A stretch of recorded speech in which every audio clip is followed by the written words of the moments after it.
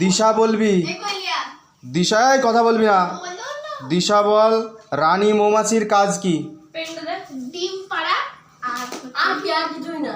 দাঁড়া বলছি, ডিম পাড়া আর একটা হচ্ছে ওই যে কি জানো বলে, একটাই তো, একটাই। আরেকটা কি লোক রে আবার বলতে যাচ্ছে ডিম পাড়া। এবার তুই বল, পপি বলবি, পুরুষ মৌমাছির কাজ কি?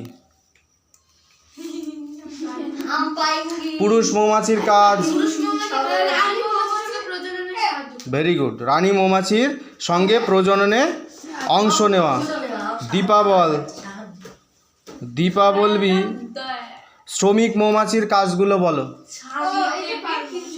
শ্রমিক মধু সংগ্রহ করা, তারপরে ফুল থেকে আরো অনেক আছে, বল সেগুলো। ফুল দিয়ে পরাগায়ন সংগ্রহ কি করবে? ভুল বললাম,